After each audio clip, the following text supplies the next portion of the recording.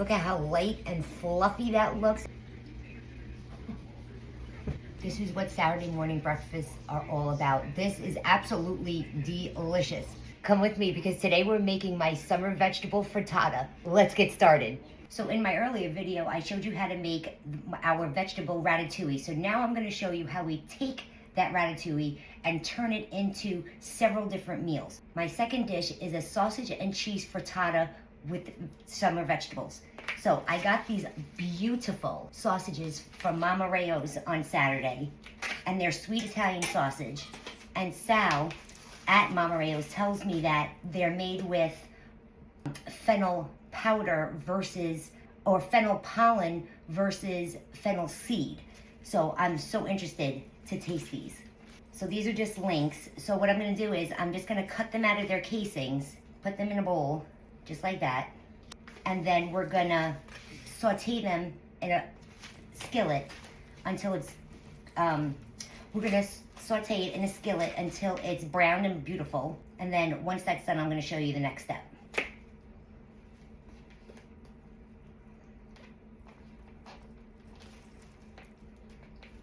So we got our 6 sausage links out of the casing. So we're just gonna set this aside for a minute.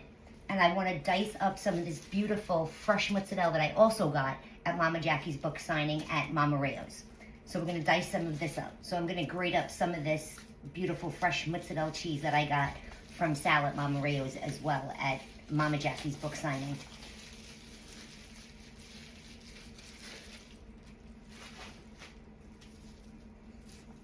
It's packaged beautifully. Okay, we got all of our cheese grated up, and aren't you lucky that you're the chef because the end pieces are yours? Okay, so you can't have a frittata without eggs. So we're gonna crack in 8 extra large eggs into the bowl.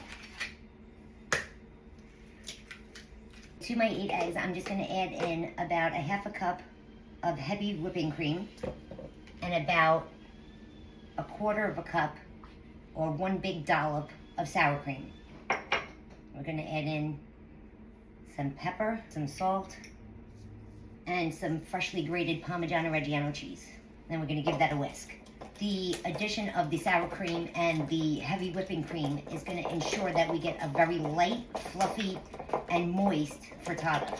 Now to that, we're gonna add in about 2 cups of our vegetables that we cooked, our ratatouille.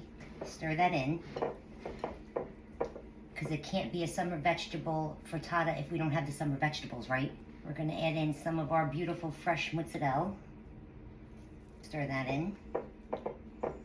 How quick and easy is this meal to put together once you have your base done, which was our ratatouille. Okay, now we're gonna set this aside for a minute and we're gonna brown up our sausage. So to brown up our sausage, we're just gonna add in some extra virgin olive oil, about 2 tablespoons, not too much because the sausage has a lot of fat and it's gonna render a lot of its fat. And then we're gonna add in our 6 sausage links and we're just gonna start breaking that up. And just a little tip here, when you're trying to break up any kind of ground meat, ground beef, sausage, anything like that, it will break up easier for you if you let it start going first and warm up. Then it just breaks up really easy. If you try to break it up before it's heating up, it's just gonna be sticky and it's not gonna break up easily. So just give it a minute in the pan before you start breaking it up.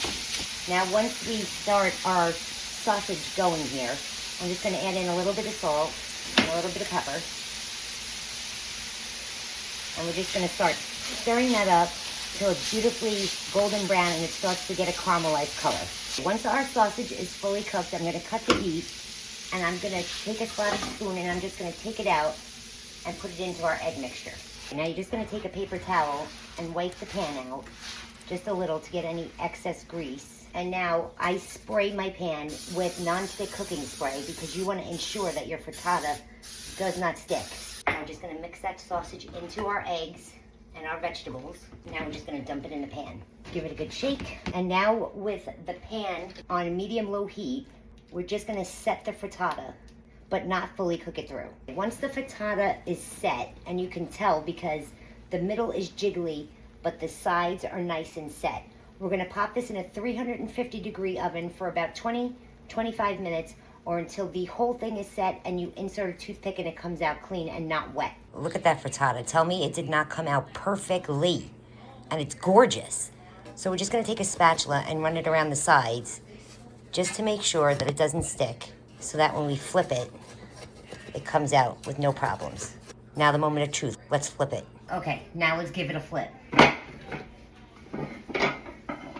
So our frittata is out, and as you can see, it's stuck a little bit in the middle, and that's life. This is real life. It happens. No big deal, but we're gonna fix it. Watch this.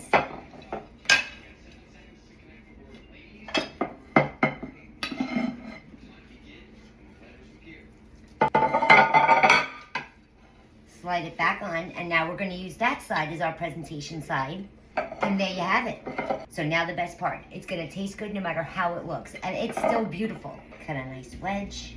Look at it. Look at how light and fluffy that looks. And look at all those vegetables and sausage. Oh my God, she's just beautiful. And look, she's got that beautiful golden crust that we look for in a frittata. Now, if you're a ketchup person, you can put ketchup on this. I won't judge you, it's fine. This is what Saturday morning breakfasts are all about. This is absolutely delicious. And we took one base, our ratatouille that we made earlier in the week, and we made this awesome breakfast. You could definitely cut this, put this on a nice crusty Italian bread and have a sandwich for lunch. Obviously, an awesome breakfast. A light dinner with a nice little salad on the side. This is perfect any time of day. And that sausage from Mama Rayo's, it's divine. It's probably one of the best sweet Italian sausages I've ever had. It is so good. Oh my God, that is so good. Guys, if you want the recipe to my summer vegetable frittata, just comment the word recipe in the comment section below and I'll be sure to send it to your DM. Or you can click the link in my bio and go to my Substack and you can find my recipes there.